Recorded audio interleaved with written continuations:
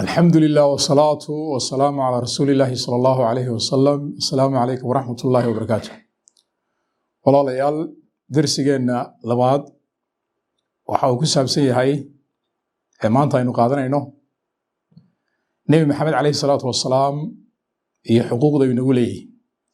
waxaynu ognahay Nabi Maxamed calayhi salaatu wasalaam inuu yahay khalqiga Ilaahay abuurtay ka u fadliga badan, afdalu khalqillah.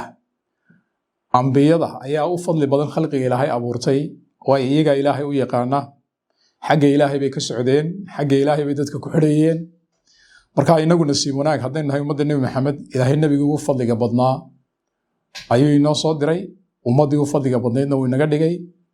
Nabi Maxamed calayhi salaatu wasalaam waa inaynu baranno horta abtirsiintiisa, waa inaynu baranno diintiisii, waa inaynu rasuulka akhlaaqdiisii baranno, waayo jacaylka Nabi Maxamed la jeclaanayo ayaaba iimaanka ka mid ah oo jannada lagu helaya, sidaynu axaadiista in badan ku hayno. rasuulkana calayhi salaatu wasalaam nin baa u yimid oo wuxuu ku yidhi ara'ayta man axabba qawman walamaa yalxaq bihim, bal waxaad ka warantaa qof cid jeclaaday oo aan soo gaadhin. markaasuu rasuulku calayhi salaatu wasalaam almar'u maca man axabba yowma alqiyaama, qof cidda uu jecel yahay maalinta qiyaama la jooga. hadduu qof maanta Nabi Maxamed aanu soo gaadhin laakiin uu jecel yahay oo uu doonayo inuu isku ekaysiiyo oo uu doonayo diintiisa inuu barto oo aad xubbi ugu hayo, Ilaahay maalinta qiyaama Nabi Maxamed waa haleeshiinaya.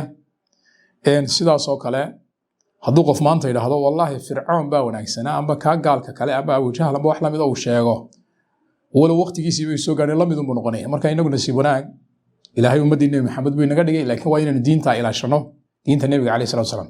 nabigu xuquuqdii nagu leeyahay waxaa ka mid ah inaynu rumayno oo inaga ogi shahaadatu an laa ilaaha illa allah wa anna Muxamadan rasuulullah, labadaasi ma kala hadhaan.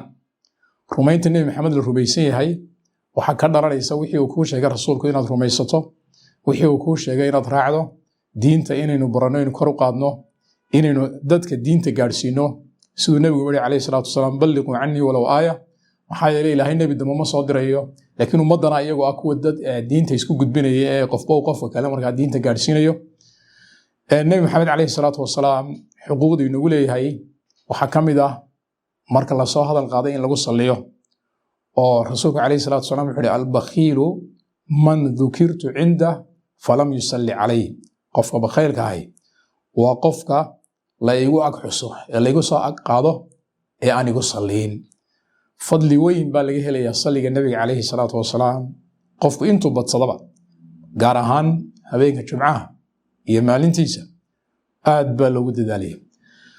waxaase muhiim inaynu ogaano Nabi Maxamed inuu yahay bashar Ilaahay abuurtay. qul inamaa ana basharun milukum yuuxaa ilay annamaa ilaahukum ilaahun waaxid. Nabi Maxamed waa bashar Ilaahay abuurtay oo Ilaahay karaameeyey, waa addoon. in huwa ilaa cabdun ancamna calayh ayuu Ilaahay ku tilmaamay nabiyullaahi ciise oo ilaah ku sheegeen. Nabi Maxamedna waa la mid. tabaaraka aladii nazala alfurqaana calaa cabdihi liyakuuna lilcaalamiina nadiira. waa nebi Ilaahay abuurtay oo karaameeyey. subxaana aladii asraa bicabdihi leylan min almasjid alxaraam ila almasjid alaqsa aladii baarakna xawlah linuriyahu min aayaatina. marka maadaama Nabi Maxamed yahay Ilaahay subxaana wa tacaala addoon uu karaameeyu sharfay, waa inaan addoonnimada la dhaafinin. taana rasuulku uu ka digo wuxuu yidhi laa tadruunii kama adrat الnasaara bni maryam fainama ana cabdun faquluu cabdullaahi wa rasuul. xadiiska Bukhaari iyo keyrkiiba wariyeen. isla markaana Cumar ibn Khadaab ayaa nabiga ka soo wariyey, wuxuu yidhi laa tadruunii, war ammaantayda ha ku xadgudbina, kama adrat الnasaara bni maryam, sida ay ugu xadgudubtay nasaaradii nabiyullaahi ciise. inama ana cabdun faquluu cabdullaahi wa rasuul. anoo addoon baan ahay, waxaa tiraa addoonkii ilaahay rasuulkiisii. marka laa tadruunii aw laa tadruunii hay ammaanta al-idraa wa al-mubaalaqatu fi lmadx, waa ammaantoo la xadaafiyo. marka dadka qaarkood baa si Nabi Maxamed u ammaanayeen xadkii ilaah gaadhsiiyey oo ka dhigay rasuulku inuu qeybka og yahay, ka dhigay rasuulku inuu jannada isagu gacanta ku hayo, ka dhigay inuu naarta gacanta ku hayo. taas maaha. qul inamaa ana basharun milukum yuuxaa ilayhi annamaa ilaahukum ilaahu waaxid faman kaana yarjuu liqaa rabbi falyacmal camalan saalixan walaa yushrik bicibaadati rabbihi axada. qofku waa inuu Ilaahay subxana wa tacaala keliga caabudo. taasuu Nabi Maxamed dadka ku xidhayey. inaguna tii baa loo baahan yahay inaynu weynayno oo aynu cibaadada Ilaahay subxana wa tacaala ku dadaalno oo aynu ka faa'iidaysano. darsigeennaasi maanta insha allahu tacaala halkaasi ayuu inoogu joogi doonaa.